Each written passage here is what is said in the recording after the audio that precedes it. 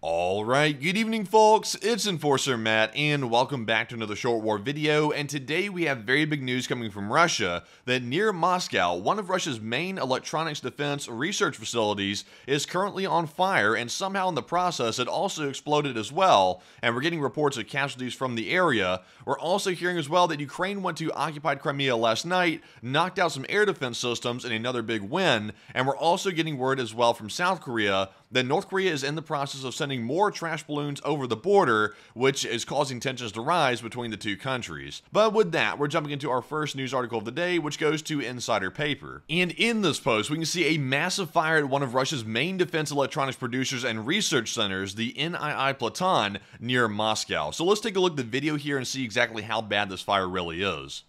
And as you can see here, this is a massive fire. It looks like the fire is emanating from the middle of the building, maybe the third or fourth floor, and the smoke is throughout the entire building and pretty much pouring out of every part of the building where there's an opening, there is smoke. So a very big fire indeed, and so far we're told there are at least 2 casualties in this fire, and it's expected to rise because this fire is quite severe. But moving on to our next post here, we have one from Yaroslav Trofimov, and we're learning in this post right here that not only are there 2 casualties, but apparently the staff is still trapped inside the building, and according to Platon's archive website, its components are used in all Russian fighter jets, nuclear launch munitions, S-400 air defenses, and also various guided munitions, making this a very important facility for Russian defense research. And now, as you can see in the video, the entire thing is on fire. So this is quite devastating to the Russian defense industry, and surely will cause some problems with manufacturing more vehicles in the future. But nonetheless, moving on to our next post here, we actually have a Google map showing you exactly where this facility is outside of Moscow, and as you can see on the map, it's sort of to the northeast here. It's right up here in this part of Moscow, so it's not exactly within the city, but it's sort of within the perimeter of it, sort of this outer ring road right here,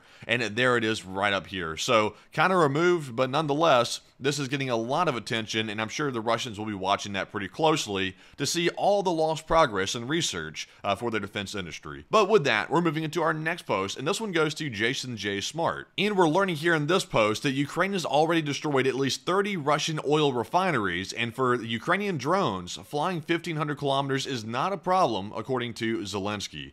So everyone's always asking for an exact number of the oil facilities that have been hit, and now we have the exact number, which is about 30 or so. And also Zelensky saying that flying 1,500 kilometers is no problem for their drones, because every single day more research gets conducted by the Ukrainians, and those drones can fly even further and further the higher the technology gets in these drones. So very positive news indeed to hear that the Russian oil industry is still going down the tubes. But with that, we're moving on to our next article, and this one goes to Nexta, and we're learning here in this post that EU countries will block access to the websites of RIA Novosti as well as some other Russian websites as well due to propaganda. And this is stated in the official journal of the EU, and blocking access to these sites of these media in the EU countries will begin on June the 25th. And in a statement from the EU Council, they said that these media outlets are under constant direct or indirect control of the leadership of the Russian Federation and play an important role in promoting and supporting Russia's war of aggression against Ukraine, as well as in destabilizing the situation in neighboring countries. So very interesting to hear, and also put your opinion down below if you support this or if you're against it down in the comments, because I'm curious to hear what y'all think.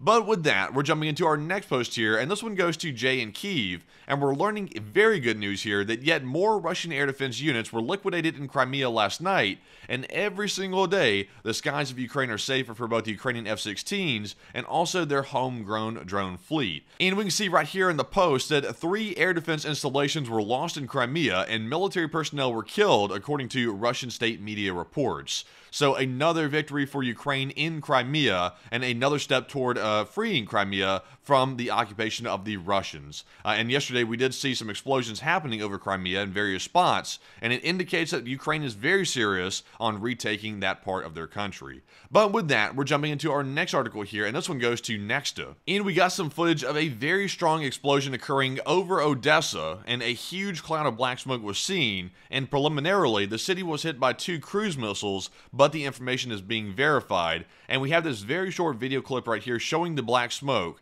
and we really can't see the ground, so we're really not sure what this really is, if this is actually from Odessa or not, but we're told it is, and there's the black smoke from it. And in our next post here, we actually have some more context, and this is another post from Nexta. And we're told that Odessa was attacked by 2 cruise missiles, probably the Iskander-K, and air defense forces shot down one of the missiles, according to the Ukrainian Air Force. And according to the city's military administration, 3 casualties are now known, but we're told that only one of those missiles that were incoming were actually shot down. So it is unfortunate that one made it through, but luckily the air defense was able to get the other one because it could have caused some more severe damage. But moving on to our next post here, we now have one from Politico Europe, and we're learning that the EU has now sanctioned Chechen dictator Ramzan Kadyrov's mom. So that's quite a bold move indeed. The mother of the brutal dictator right here of Chechnya has now been sanctioned. I'm not really sure exactly why she's been sanctioned. Maybe we'll learn more information about it as it comes out, but the mom has somehow gotten caught in the crossfire and has now been sanctioned as well. So very interesting, but I wish I had more news to report on it, but we simply don't. But moving on to our next post here, we now have another one from Politico Europe, and we're learning that Russia started a Berlin factory fire as part of a hybrid war on Europe, says Western security officials. And this is just more confirmation that Russia does indeed have agents running around in Europe and also most likely the United States as well, causing damage and also sabotage to Western defense facilities to disrupt NATO allies' manufacturing abilities to be able to fight a war. And right here, we're getting confirmation from the security officials that Russian agents indeed started a Berlin factory fire in Europe. So not good whatsoever, and we indeed know that Russian agents are running around, and the Western security is just simply going to have to beef itself up to make sure we can actually defend against the threat. So somewhat disturbing news indeed, but I have a feeling that maybe the West might have a few people running around Russia as well, because there are some things catching on fire in Russia which seem to be a little bit unfortunate.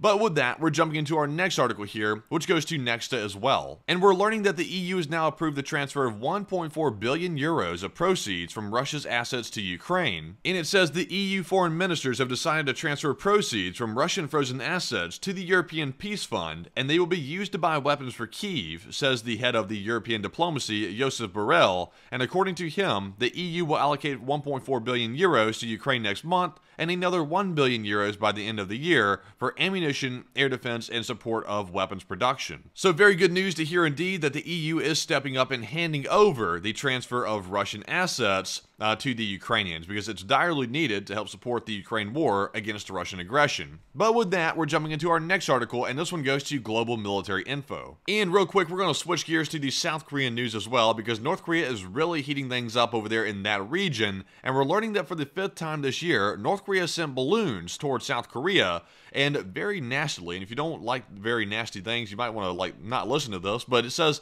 South Korea recently confirmed that the previous balloons sent by North Korea had parasites in them, such as roundworms, whipworms, and threadworms, believed to be originated from human waste. So that is very disgusting to hear indeed, and honestly, that sounds like a form of biological warfare if you ask me. It's really not as severe as sending over like a nerve agent or something like that, but that is very nasty, and it is, I guess by definition, biological warfare. So that's why the South Koreans have to send out hazmat teams every single time one of these balloons lands on their territory, because they're sending over some very nasty things inside the balloons that could cause some problems if humans come in contact with it. But nonetheless, we're moving on to our last news article of the day, and this one goes to Yonhap News Agency. And you might recall that South Korea has decided not to arm Ukraine just yet in response to the North Korean pact with Russia. However, they have released some statements here, and we're learning that South Korea, the US, and Japan have released a joint statement condemning the deepening Russia-North Korean military cooperation in the strongest terms. So, kind of like the West always likes to do. They like to give out these strongly worded statements, and that seems to be the way that South Korea's decided to deal with the entire situation, is to simply give a strongly worded statement and hope that Russia will back off. And honestly, at this point, I really don't think the strongly worded statement is going to do anything. In fact, I think that might only anger the North Koreans even worse, which will cause tensions to rise even more. So the statement here is really pointless, and it's probably actually counterproductive, because it's really not going to stop the North Koreans from doing anything, because they're pretty much hell-bent at this point on terrorizing the South Koreans and causing hell. But with that, that is actually our last piece of news for the day. So I hope you found today's video informative, and if you have, please press the like button and also subscribe to the channel as well, because we're getting very close to hitting 230,000 subs, and you can maybe help us hit that goal, which is very much appreciated. And also, you can go sign up on our Patreon page as well if you want to support the channel financially, and the link is in the description below for that, where you can go and sign up and help support the channel on a monthly basis, which greatly helps us keep running. And with that, thank you all for watching. We'll see you all in the next one, and bye-bye for now.